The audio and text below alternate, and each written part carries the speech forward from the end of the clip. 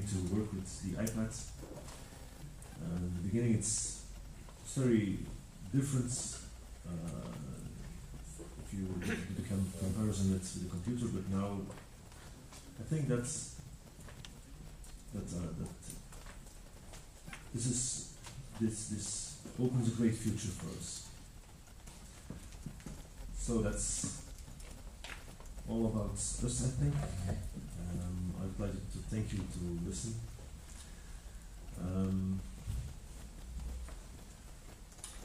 If you have any questions, you can ask them. I'll answer them with pleasure.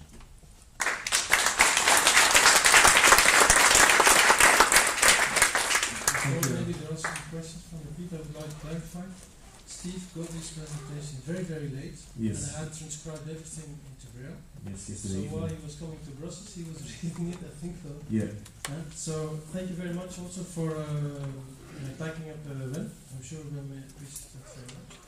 So yes, also from my side, thank you very much, Steve, for this very nice overview of your both lives. And I think the key message is that although we're all different, actually all our lives are very similar, aren't we? I mean, we go to school, we work, and we would like to enjoy the opportunities that everybody enjoys, follow our interests and so on. And it's very clear that to live as independently as possible. And it's clear that the technology has allowed you to do this. But you also made the point that lifelong learning is needed here, because if there's no information, if there's no training in making people confident in using their technologies, then of course there's a major issue. So thank you very much. Are there any questions for Steve? Yes, Massimiliano. Okay, just... Can you introduce yourself, please? Okay, my name is Massimiliano Maravasi and I came from an Assistive Technologies Center from Italy. Okay, so just a very technical question. You have talked about a directory of assistive technology tools that is financed by public funding, and are you free to choose the tool that you want, that you prefer? And in particular, there are specific models you have to choose, or if there are, for example, 2 or 3 similar aids, you can choose exactly what you want. So there is a general definition or specific market model. Thank you. If I understand your question well, so you ask if there are different choices between several. But also, if you are free to, you can choose what you want. Okay. You can choose from different categories.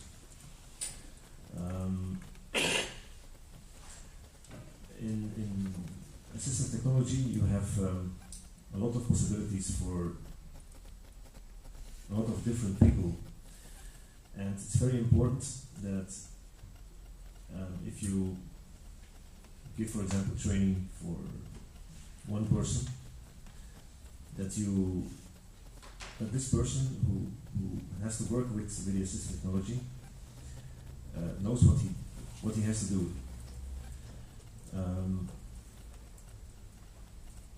So I think I gave this example already several times. I know blind people who have a Braille device, but they don't use that. So the VAPH funds this Braille device, costing about 10,000 euros, for example. But he doesn't use that, so it's not useful for this person to have this device at home, and it costs a lot of money for the government. So. But in choosing the device, does the person have anything to say, or Yeah. VH? No. The The VAPH does not say what you have to use, but there are several organizations who have standard, call it platforms, for example, blind people. They say you need that and that and that and that. But it doesn't go like this, I think. Everyone has his specific needs, and you have to listen to these needs. And that's the problem in Flanders and in Belgium. Many people ask as much as possible assistive technology, but they use only half of that. But you can choose as a blind person what you want to have. But many people don't know, many people don't have enough information about assistive technology to know exactly what they need. Thank you. Any other questions? Yes, please. My name is Gerrit van Breda. I'm technical counselor at VIPH. I'm working at the Knowledge Center for Technical Devices. So my question was, Steve, you told me that you read books, and I wonder what devices do you use, what kind of books do you read? With kind of books I mean not romance or thrillers, or I mean which sort of books, electronic books or talking books? I read DAISY books. So these are spoken books from human beings who read the whole book, and they are putting that on a compact disc or card, and then you can navigate with your DAISY player. So DAISY is I don't know exactly the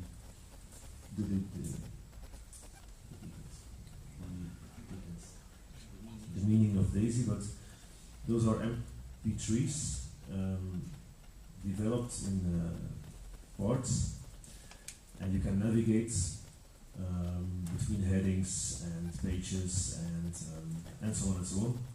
So you can find very easily where you are reading, for example, which page you are reading, how many pages you have to read. That's very easy for DAISY books. It's an international standard. You can read it with a DAISY player, or you can even read it with a simple MP3 player, but then you have not the navigation possibilities as for a DAISY player. There are also books in Braille, but this is, I think, for the past. Braille is still important for us, but for example, one page in the book, in a regular book, is 5 or 6 pages in Braille. So a book from, for example, 400 pages is about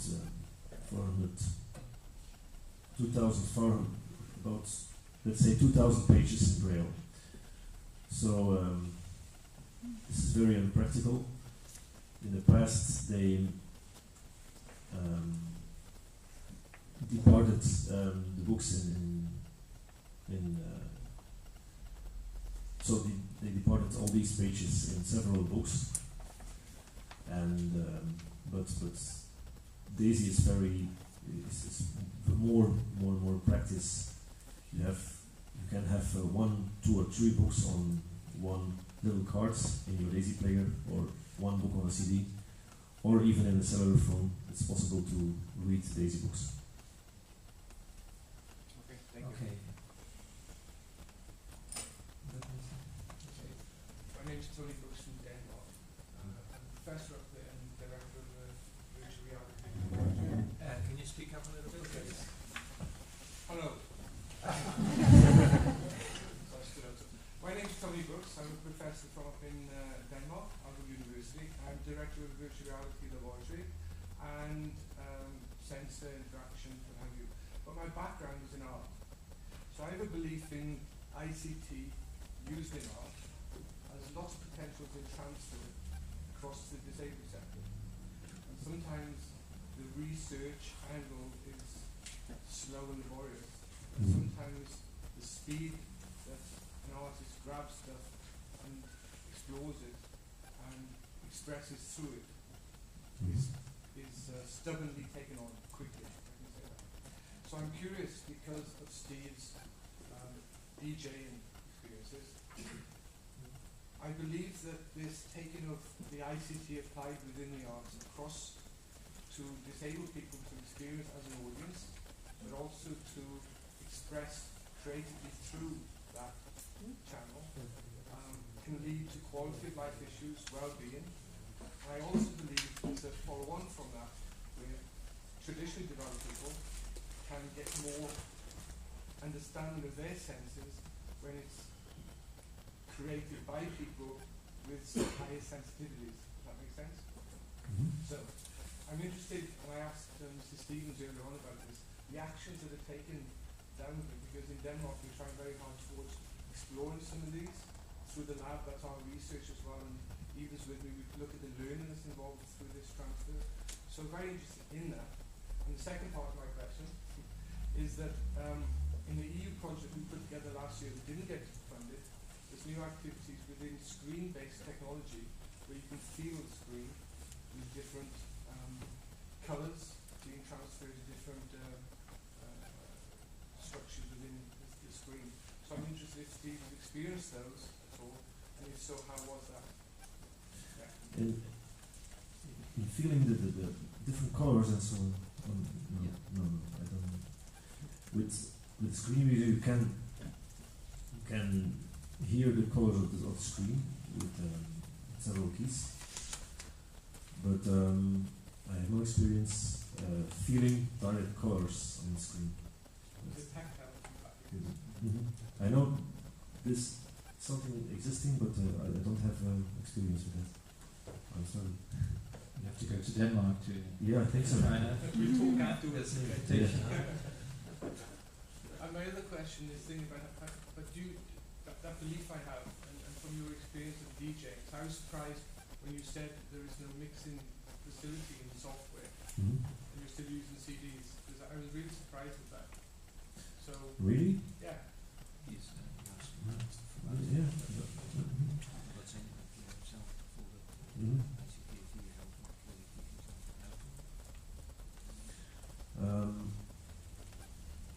So you're surprised that there's no software for DJ work for blind people. I'm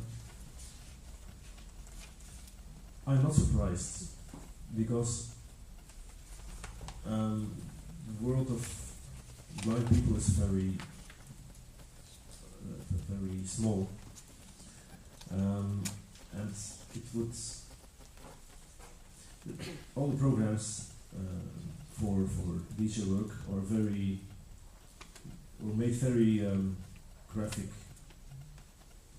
based, yeah, with images, and you have on the screen you see turning CDs and so on and so on. Everything is very visual based. So for screen readers existing now, it's not possible to translate all these things. And a specific program for us would cost too much, I think, to develop. And I don't know if I would like to work like that, because I know several DJs working with a computer, and they stand there the whole evening doing almost nothing. But it's apparently, Steve. apparently, yeah. But it's. I can understand the use of the hardware faders and all that. I understand that activity, because that does give you something extra as well. Yes. I was just surprised why you said it. There was nothing available. The mapping of it from a sensor base or from a visual base, it could be where you can relate it to a visual space or felt space. Yeah. So it's just so it's my question hasn't been answered really yet about this through the arts towards that quality of life. Yeah. And then for yourself and for others, and then coming back to enhance.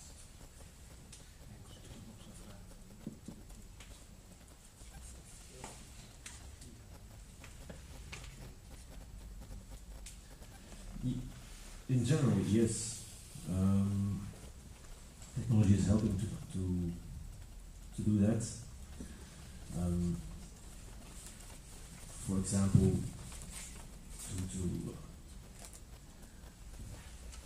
to write letters, for example, it's much easier than before to do that. But not in all kind of ways. You're right in doing basic things. There you can network your mind using the assistive technology, but not in all different ways. Okay. Thank you, Steve. There was a short question here, and then I think you have to wrap up the session if you don't mind. Maybe during the break you can ask Steve directly. Jean-Marie? One question first, maybe an information. In my former life, I remember a big dossier in the VIPI ATLEC. Yeah, very difficult. Yes, my name is Jean-Marie Steve. Yes. And the person I collaborated with is in the audience, and it's the responsible person for the department of Limburg, or the agency. And I remember a big dossier of a blind music producer. Yeah. Marcel, I don't know whether you remember, and maybe that's someone who can inform you about the opportunity, possibilities on technology on that in this field for blind people.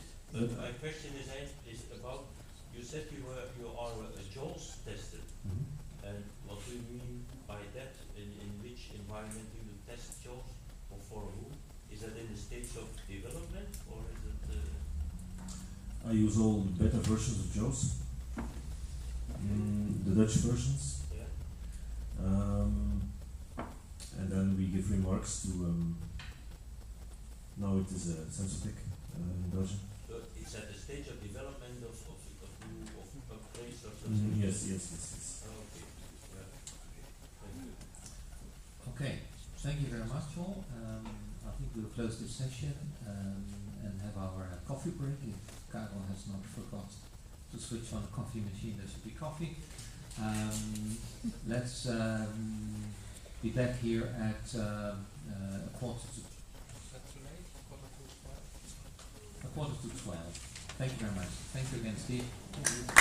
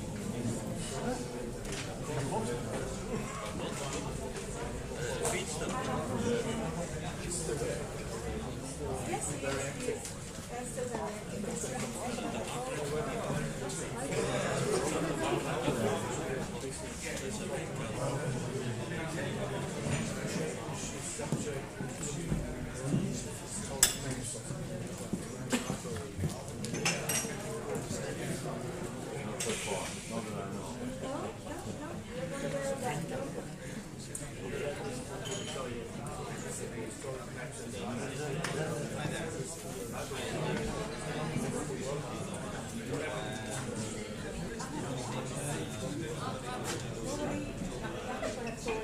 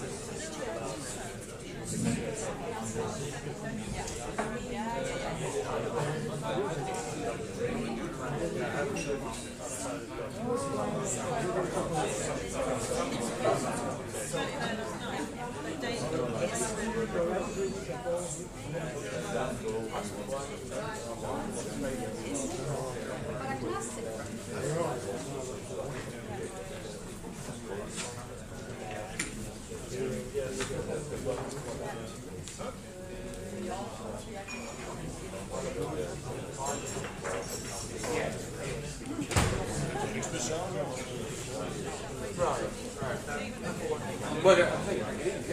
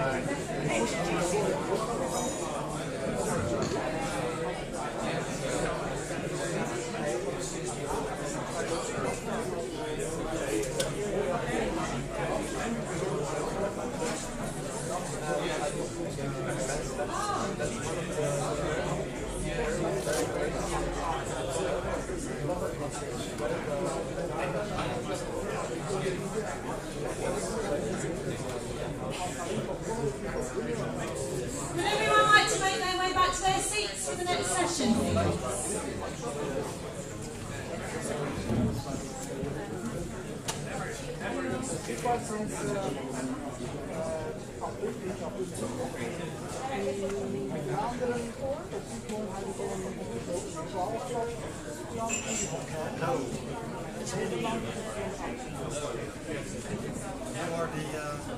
The box. Finally.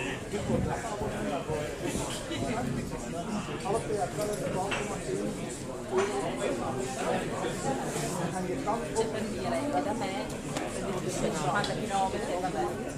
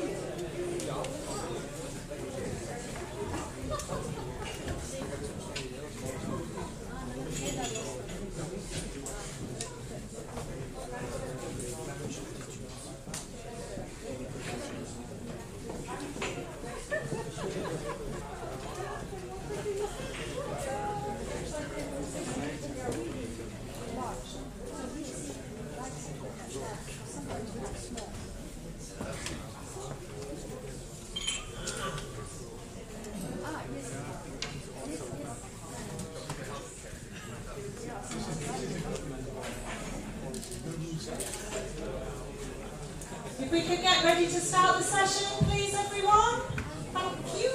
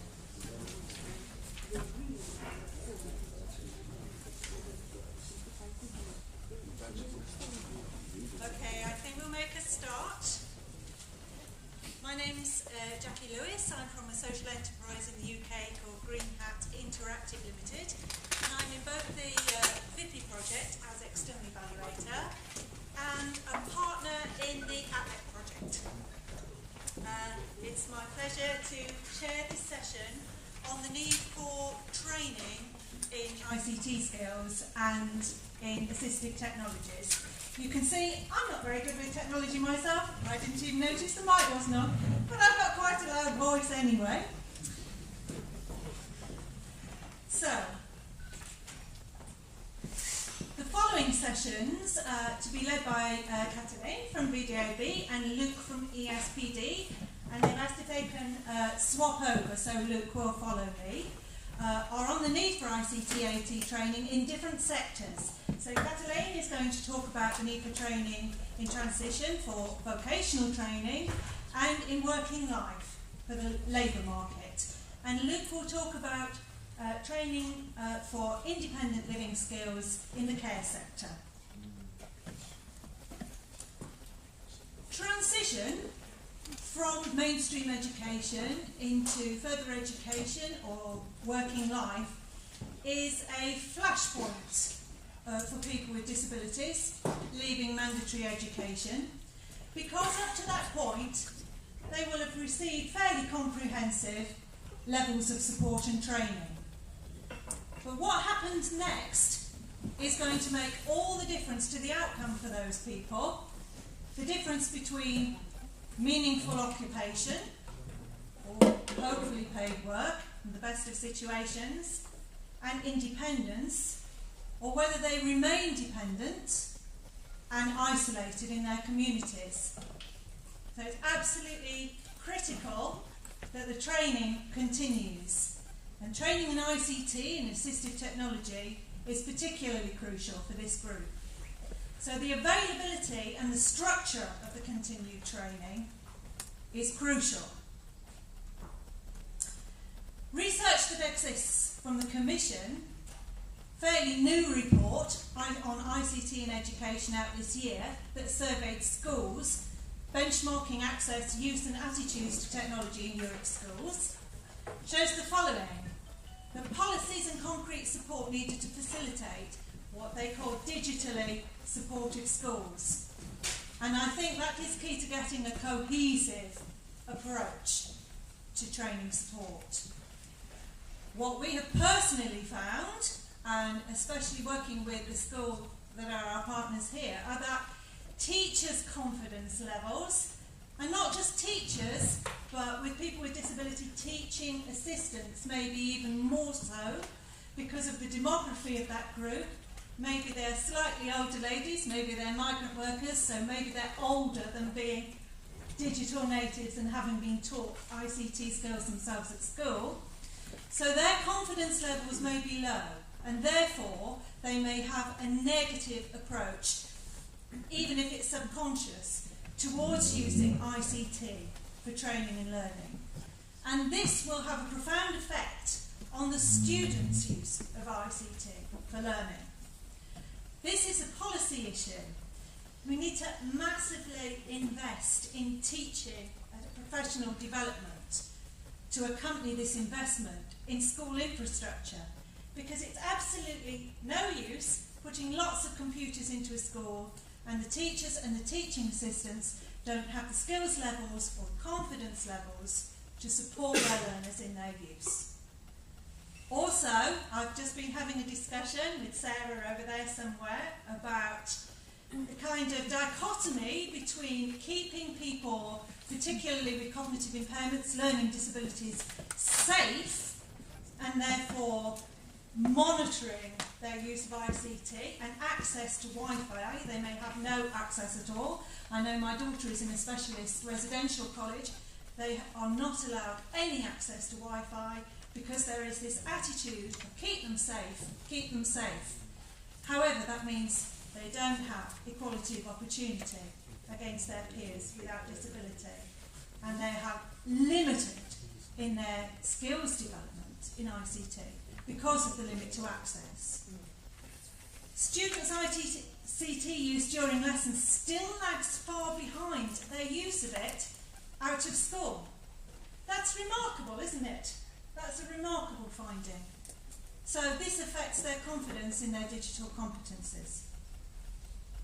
So the critical factors, as the report concludes it, are that we need an ICT infrastructure for highly digitally equipped schools, but also access to the nets. How well it is used. The percentage of teachers using ICT, over 25% in classes, has not increased since 2006. That's another scary finding. Students' computer experience at home is greater than at school. That's a big concern. Teachers' professional development across the EU, only about 25% of students at grade 8 and 11, 30% at grade 4 are taught by teachers for whom ICT training has been compulsory. So we have this confidence levels issue in teachers, teaching assistants, and the knock-on effect of confidence in students. In terms of ICT assistive technology training, the report of the European Commission Information Society on the internal market for inclusive and assistive ICT, targeted market analysis and legislative aspects has the following key findings. Assistive ICT industry is categorised by a large amount of SMEs. There is an inconsistency across member states in terms of issues relating to employers' attitude, the financial incentives that they get in order to employ people with disabilities or provide assistive technologies.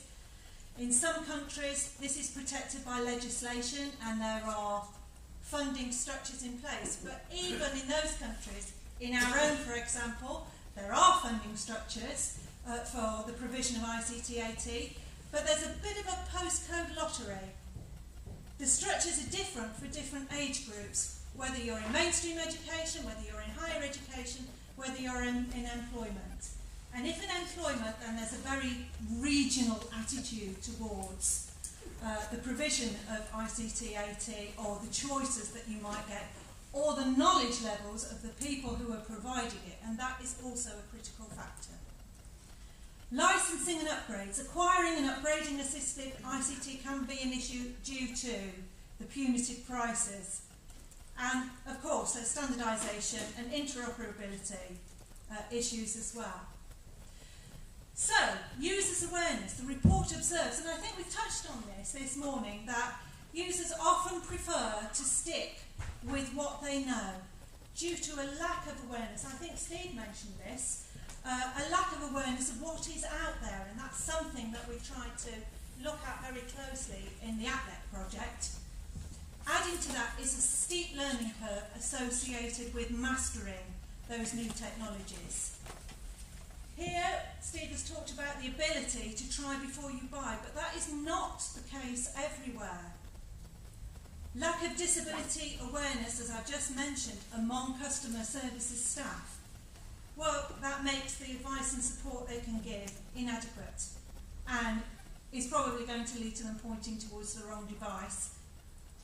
Training levels and policies, rights of people with disabilities differ between the three life areas that are going to be covered in the following presentations. From our own project experience and the research phases that we carried out, in the VIPI project, the experience of ICT training for people with disabilities showed the following. Training was too basic. The cost was too high. The price of the required software supported. Duration of the training was too short, although in some countries it was pointed out that it was too long, so we can say it was inappropriate. It was pitched at the wrong level. Either it was insufficient basic skills for people at a high level, or it was too high. And the format and accessibility of it were issues. So the aspects of the training that the people with disabilities that responded to the survey were unhappy with in the ATLEC survey, again, the cost too high. Often training might be done when the device is purchased, but it's never repeated. It's too much to take in all at once, and issues arise when you start using it and you can't go back to the person who's trained you. Or it's done by the inappropriate person. Perhaps support staff or carer who really doesn't understand the device themselves. It isn't personalised to match an individual's needs. And here we go back to a question of the assessment. Is the assessment process being comprehensive enough in order to match the right person with the right piece of technology? Often we found that abandonment is very prevalent, even in the first year. There is research to show that abandonment is at over 50%, and some research shows that it's as much as that within the first year, which means the wrong device has been matched to the person. The training is too generic and again pitched at wrong levels. So similar experiences between ICT training and training in the use of assistive technologies. So the important aspects of that training, as seen by the people who responded, again the cost, support to communicate with friends. This is what they wanted to be able to do more than anything else, and it's fundamental for their lives that they can communicate with friends, be part of everyday life and increase their independence. The training content needs to be accessible at all skills levels, so flexibility of learning paths is important, so you can personalise the training to the learner. Prior assessment of their training needs. This will aid people to know what skills people have and at what level it should be pitched. So again, assessment is key. And to show how training can develop their skills levels and increase their employability. Sometimes the person with a disability isn't convinced of the benefit of using a piece of technology, and so we need to lay out those benefits for them. So therefore, the hypotheses of our projects from these studies were that digital inclusion for disabled people through the use of ICT and assistive technologies is key for their social inclusion, including their access to employment, to education and higher training, and for their very quality of life. The lack of awareness and information and cohesive training is a barrier to accessing and to the provision of assistive technologies for consumers at an individual level, but also at an organisational level. Confidence and skills levels of the trainers and support staff are key. So we shouldn't just be considering training the people with disabilities themselves. We have to support the training of the staff and indeed the training for the carer. And we must do this now at a policy level. We need to get cohesive policies in terms of the digitally enabled infrastructure, access, rights, as Jean-Marie spoke, and opportunities for assistive technology usage, training provision across all countries, levelling that out, and in the 3 life areas, which we will now turn to. So I would like to now hand over to Luke for his presentation.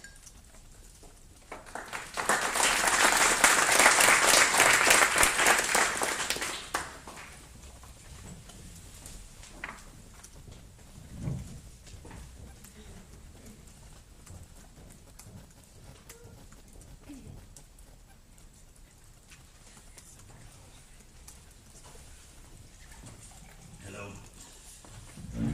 Good morning. Well, it's still morning. Good morning. Me and Karen, we are in between you and your lunch, and I know that is not a very safe place to be.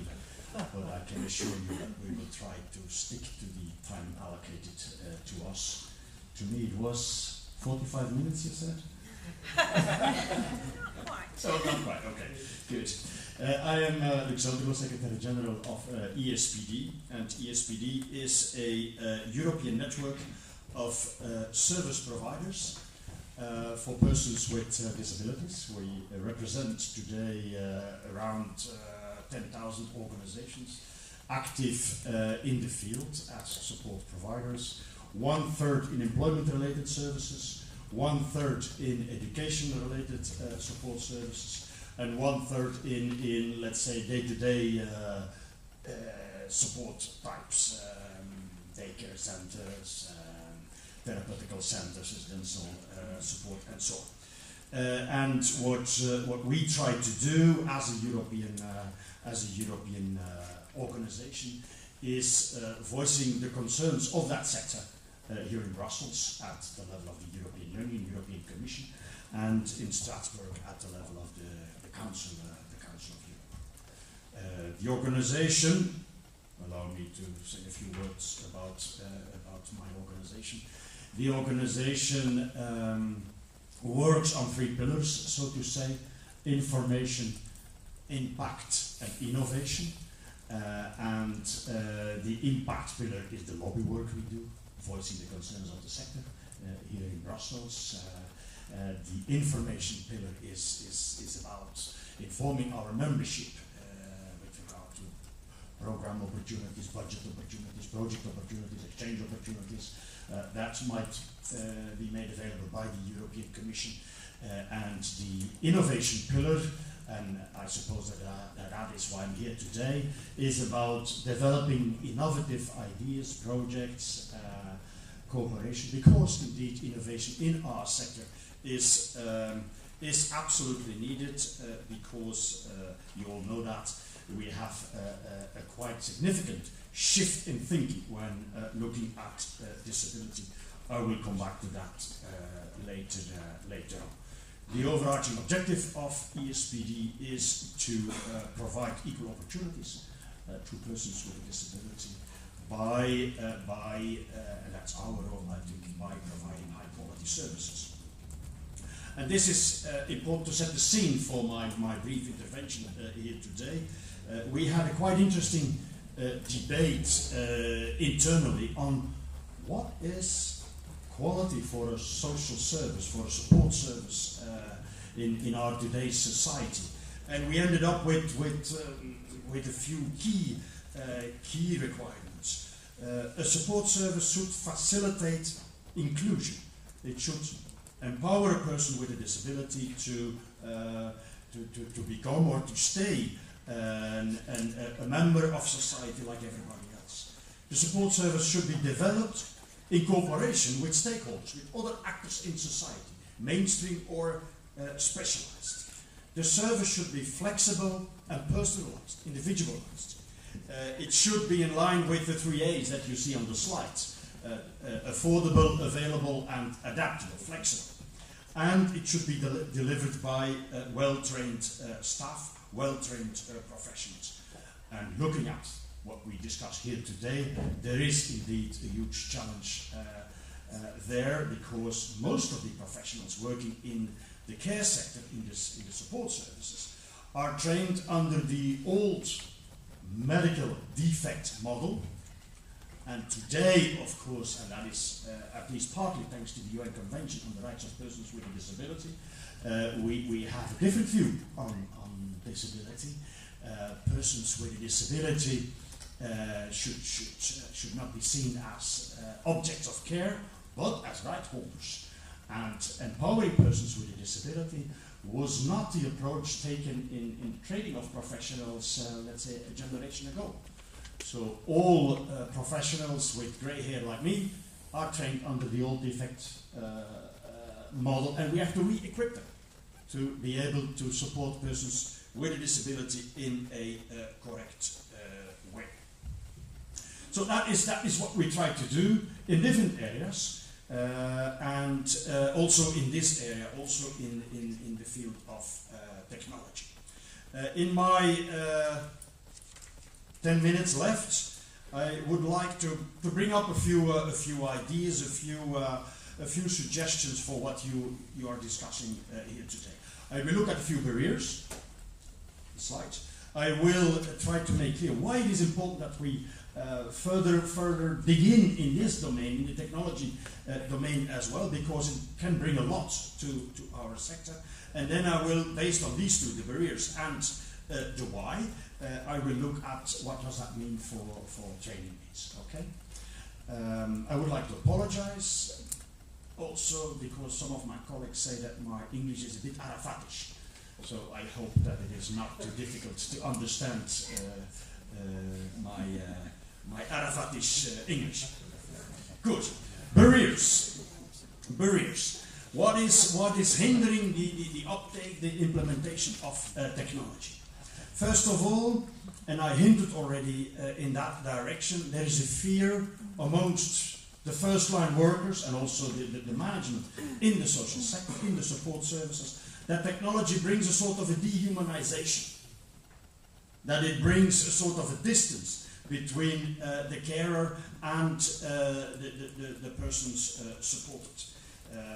And indeed there are some models of devices, a Turkish colleague even called it RoboCare, where indeed you see that technology is not contributing to having a better relation between the two actors, but indeed has a dehumanization effect.